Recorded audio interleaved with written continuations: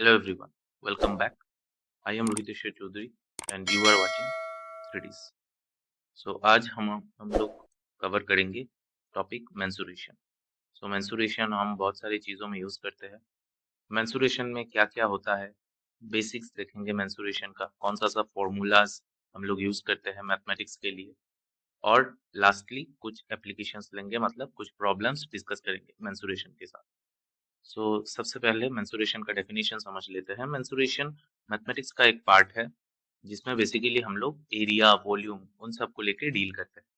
इधर मैं पढ़ के सब कुछ नहीं सुनाऊंगा, इधर कुछ एग्जाम्पल फिगर्स दिया हुआ है. जैसे ये पहला वाला, ये वाला है हमारा पैरेललोग्राम, हमको पता है. ये वाला जैसे क्यूब, ये एक 3 डायमेंशनल फिगर है. ये थोड़ा इंपॉर्टेंट चीज है, हम लोग देखेंगे बाद में. ये एक ट्रेपेजियम है और ये एक सिलेंडर है. बेसिकली ये भी एक 3 डायमेंशनल फिगर है, सिलेंडर. तो इन सब के बारे में हम थोड़ा थोड़ा पढ़ेंगे कि क्या बेसिकली डिफरेंस होता है area, surface area, curve surface area, total surface area और वॉल्यूम के बीच में. आगे जाते हुए हम लोग देख रहे हैं यहाँ पे, the area of a figure is the number of unit squares that cover the surface of a closed figure. इसका मतलब क्या बन रहा है कि अगर हम लोग, जैसे हम लोगों ने ग्राफ पेपर देखा है, ऐसा कुछ ग्राफ पेपर होता है और इसमें कुछ कुछ हम लोग डायग्राम जैसे बना लेते हैं. तो कितना स्क्वायर ये ऑक्यूपाई कर रहा है उसके ऊपर बेस करेगा इस चीज का एरिया. जैसे यहाँ पे एक रेक्टेंगल कवर किया हुआ है, इसमें हम लोग देख सकते हैं छोटा छोटा ये जो स्क्वायर्स है, छोटा छोटा स्क्वायर, ये कितना स्क्वायर कवर कर रहा है ये वाला रेक्टेंगल. यहाँ पे जैसे हम देख सकते हैं 9 टोटल स्क्वायर कवर किया, मतलब इसका टोटल एरिया हो गया 9. सो बेसिकली ये एक जनरल एक्सप्लेनेशन था कि कैसे एरिया कैसे कवर किया जाता है या सरफेस एरिया कैसे कवर किया जाता है. तो मेंसुरेशन में बेसिकली 2 डायमेंशनल फिगर का हम सरफेस एरिया ही डिटरमाइन करते हैं. और यूनिट्स के बारे में हमको पता ही है, centimetre, metre square, feet, inches and all this हम लोग लेके चलते हैं. इन द नेक्स्ट क्वेश्चन हम लोग देख सकते हैं, volume can be defined as the 3 dimensional space enclosed by a boundary or occupied by an object. एकदम सिंपल सा बात है, वॉल्यूम जैसे ही बोलते हैं तभी हमारा जो फिगर का कॉन्सेप्ट है वो 3 डायमेंशन में चला गया. मतलब अभी हम फ्लैट चीजों के बारे में बात नहीं कर रहे, वॉल्यूम का बात करते ही इधर एक हाइट, एक्स्ट्रा एक पैरामीटर आ गया जिसका नाम है हाइट. कोई भी चीज जिसका लेंथ, ब्रेथ है, साथ में हाइट भी है, वो एक 3 डायमेंशनल फिगर है. जैसे यहाँ पे एक क्यूब है और एक सिलेंडर.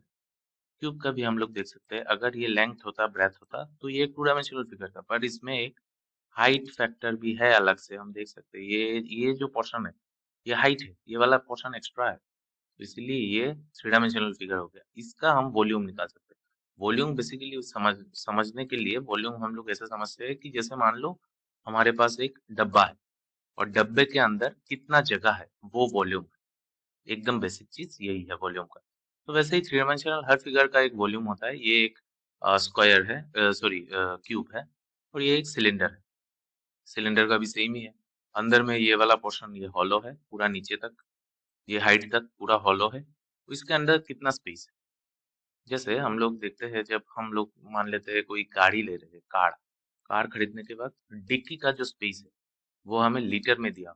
क्यों? क्योंकि उधर वॉल्यूम का क्वांटिटी मेजर हुआ है. नेक्स्ट हम लोग ये देख सकते हैं कि एरिया और वॉल्यूम के बीच में दो फिगर्स मैंने मेंशन किया है कि ये वाला चीज, ये जो ये पेपर देख रहे हैं, ये बच्चे के सामने पेपर रखा है, ये एरिया डिनोट कर रहा है. इस चीज का हम सर्विस एरिया निकल सकते हैं, वॉल्यूम नहीं निकाल सकते. पर यहाँ पे अगर ये बुक्स का बात कर रहा है, बुक्स में देखिए लेंथ है, ब्रेथ है, बढ़िया, पर ये जो पेजेस के बीच में जो हाइट है, ये इसको 3 डायमेंशन बना देता है. तो अगर मान लेते या पेजेस ना होके यहाँ पे खाली जगह रहता, तो मतलब कुछ रखने के लिए जगह है, तो उसका हम लोग वॉल्यूम निकाल सकते हैं. तो ये एक फिगर है, मतलब रिप्रेजेंटेशन के लिए. नेक्स्ट हम देख लेते हैं सरफेस एरिया. सरफेस एरिया में भी हम लोग जब हमारे बुक्स में पढ़ते हैं तब देखते हैं दो टाइप ऑफ सरफेस एरिया होता है, curve surface area, total surface area.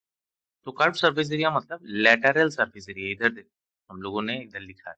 जैसे कर्व सरफेस एरिया का बात कर रहे हैं तो तब हम लोग 3 डायमेंशनल फिगर का भी कर्व सरफेस एरिया निकाल सकते हैं. जैसे यहाँ पे एक क्यूब है, ये क्यूब का हम लोगों को वॉल्यूम का फॉर्मूला पता है, अगर पता नहीं भी है तो आगे देख लेंगे हम, उसमें कोई इश्यू नहीं है. कर्व सरफेस एरिया जो बोल रहे हैं, मतलब एक जो वॉल है इसका, इस क्यूब का एक वॉल है, जैसे हमारा रूम होता है, कोई भी हमने हमारा घर पे हमारा जो रूम है, रूम में हम लोग देख सकते हैं कि चारों तरफ वॉल होता है। तो वॉल का अगर एक वॉल का हम लोग एरिया निकालें तो उसे हम बोलेंगे सरफेस एरिया या कर्व्ड सरफेस एरिया, क्योंकि एक रूम थ्री डायमेंशनल स्पेस है। रूम एक थ्री डायमेंशनल स्पेस है क्योंकि इसका फ्लोर भी है, वॉल्स भी है और ऊपर सीलिंग भी है। मतलब तीनों डायमेंशन से भरा हुआ है, इसके लिए इसके अंदर कुछ चीज रह सकता है, हम लोग रह रहे हैं। अगर सरफेस एरिया का बात करें तो वॉल का हो सकता है, फ्लोर का अलग से हो सकता है, वो सब होता है सरफेस एरिया। तो वो थ्री डायमेंशनल सरफेस का भी हो, सॉरी थ्री डायमेंशनल फिगर का भी हो सकता है। अगर टोटल सरफेस एरिया बोल रहे हैं वही मतलब जैसे मान लो क्यूब का, या क्यूब छोड़ दो, सिंपल सा बात, तुम्हारा रूम ले लो, तुम्हारा रूम का चारों तरफ वॉल होता है ऐसा, और ऊपर में सीलिंग नीचे में फ्लोरिंग होता है जैसे तो ऊपर का सीलिंग का एक एरिया होगा, साइड का वॉल का एक एरिया होगा, नीचे का फ्लोरिंग का एक एरिया होगा। सब एरिया को लेके, जैसे मान लो ऊपर में एक रेक्टेंगुलर शेप का सीलिंग है तुम्हारा, तो रेक्टेंगुलर का अलग से फॉर्मूला आता है सरफेस एरिया का। वॉल भी हमारा रेक्टेंगुलर ही होता है, स्क्वायर भी हो सकता है, सेम फ्लोरिंग का भी होता है। तो इन सब चीजों का अलग से सरफेस एरिया निकाल के सबको अगर सम कर देंगे तो ये होगा हमारा टोटल सरफेस एरिया। एकदम बेसिक चीज है, कुछ इसमें ज्यादा अ, दिमाग लगाने का कुछ नहीं है। सेम चीज हमारा सिलेंडर के लिए भी है। सिलेंडर का क्या है, अंदर में स्पेस होलो है। जैसे मान लो सिलेंडर ऐसा दिया हुआ है कि उसका ऊपर का पोर्शन और नीचे का पोर्शन दोनों बंद है। देन ऊपर में हमारे पास एक सर्कल है। ये सिलेंडर के ऊपर अगर हम लोग गौर करेंगे, इधर देखना आप लोग, इधर में एक सर्कल है। ये बीच वाला एरिया, इसको अगर खोल देंगे हम तो ये एक शीट हो जाएगा। इसको ही तो राउंड करके हम सिलेंडर बनाएंगे, इसको ही फोल्ड करके रोल करके हम लोग सिलेंडर बनाएंगे, और इसको अगर रोल करेंगे ऐसे तो ये सिलेंडर हो जाएगा। और इसका नीचे वाला पोर्शन भी अगर बंद है तो इधर एक और सर्कल होगा। दो सर्कल का एरिया, ये सर्कल और ये सर्कल, इन दोनों का एरिया प्लस ये जो रेक्टेंगुलर शीट है, इस शीट का एरिया, ये तीनों को प्लस कर देंगे तो टोटल सरफेस एरिया निकल गया हमारा। सो आज के लिए सिर्फ इतना ही। बाकी मेंसुरेशन का पूरा कवर करने के लिए बहुत लंबा हो जाएगा वीडियो। सो मेंसुरेशन को मैंने 2-3 पार्ट में वीडियो को डिवाइड कर दिया है। So stay tuned for next part. Thank you.